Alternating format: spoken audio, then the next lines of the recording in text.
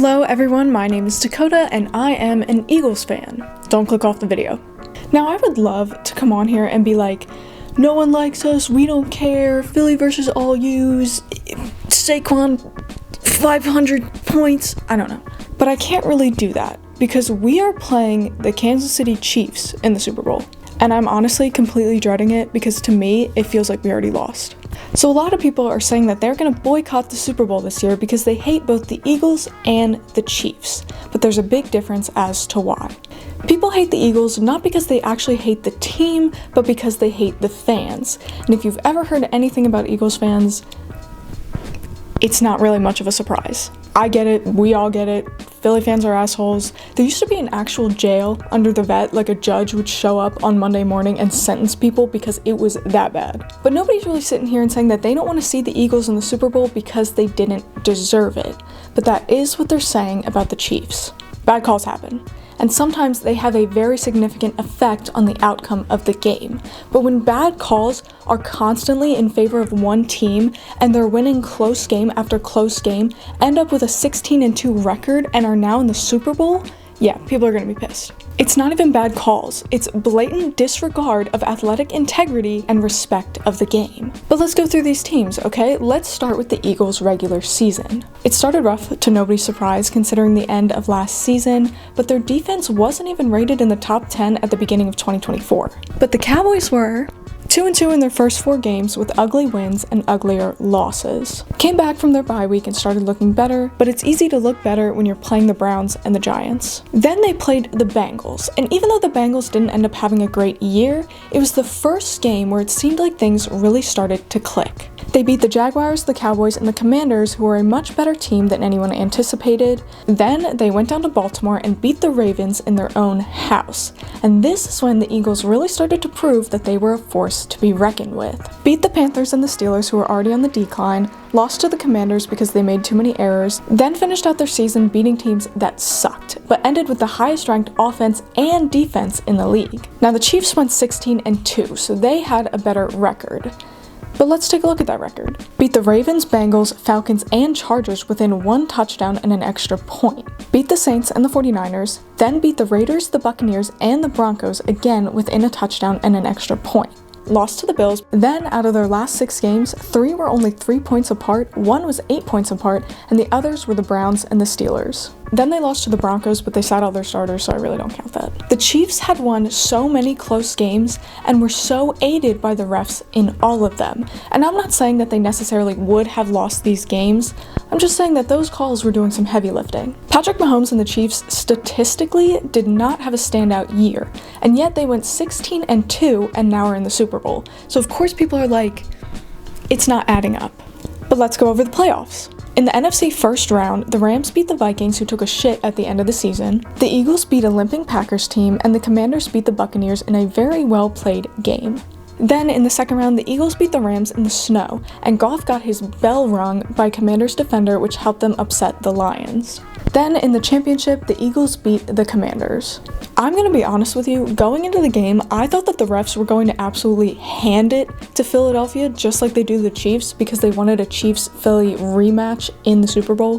Didn't happen. In fact, I don't know what these refs were looking at because they missed a lot of calls on both sides. Off the top of my head, Goddard had pass interference, Smith had unnecessary roughness, I thought Ertz had unnecessary roughness as well. Also, I know that there was at least one holding call on the Eagles, and Jalen Carter straight up smacked the hell out of this guy in the middle of the game, and it was ignored. But regardless of the penalties, the outcome of the game probably wouldn't have changed. Would the Eagles be in the Super Bowl if Goff hadn't gotten hit so hard? Maybe. I mean, there's really no way of knowing. But I really do think that Washington and Jaden Daniels have a hell of a career ahead of them. And even though there are division rivals, I'm okay with it, because that just means that's going to be harder for the Cowboys and the Giants to make the playoffs. And I hate them a lot more, so. Now, in the first round of the AFC, the Texans beat the Chargers, the Ravens beat a barely breathing Steelers, and the Bills beat the Broncos. Then in the second round, the Bills beat the Ravens in a close game, and the Chiefs beat the Texans, with Texans player Will Anderson saying, quote, "We knew it was going to be us versus the refs going into this game." Honestly, I don't know if the Texans would beat the Chiefs even in a fair game because they just didn't play very well. but I can't really say the same thing about the Bills. There was an incomplete catch that was ruled as a first down for the Chiefs. The ball literally hit the ground, and then the Bills got a first down. Even all the announcers were saying that he made it. It was ruled as short. Then at the end of the game, the Bills receiver dived for the ball and ended up missing it, but it seemed like they only threw a flag just in case he caught it. It's ridiculous at this point.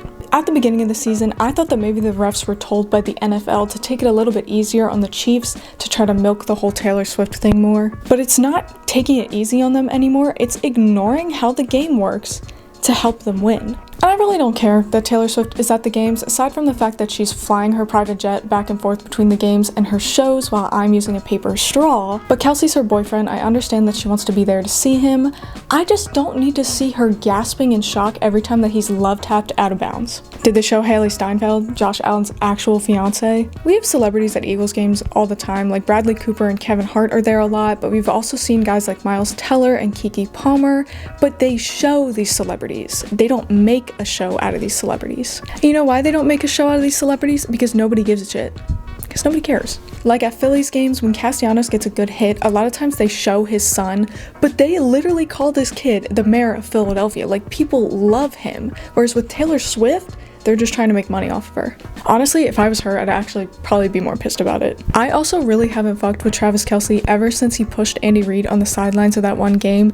You can't just push your senior citizen coach because you don't like the call he made. Genuinely, there is no time that is okay. And of course, taunting the Bills and not getting the call for it. But I'm gonna bring up the whole Tom Brady, Patrick Mahomes debate because their treatment is fairly similar, but yet so different. I always said that if you didn't tuck Tom Brady in and give him a kiss on the forehead, it was a penalty, and that really is true for the both of them. But the difference is, Brady was given bad judgment calls on himself, calls like roughing the passer or unnecessary roughness. For Mahomes, the refs are weaponizing or just straight up ignoring the rules, seemingly to help the Chiefs win games that they had a good chance of losing. Also, realistically, I think that Mahomes is a better athlete.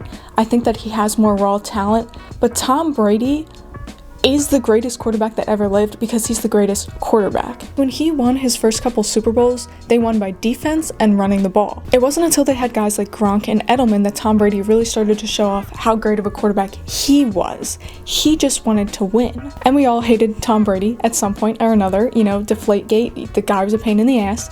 But you can't ignore that he helped every single player on his team become the best that they could be, and that's how they won Super Bowls. Never thought I'd be sitting here defending the Patriots in our good Lord year of 2025, but here we are. Also, one time I was in Boston and we went to this sports bar and I went to the bathroom and I was in the stall, and when I looked up, there was a giant picture of Tom Brady's face, like close-up shot.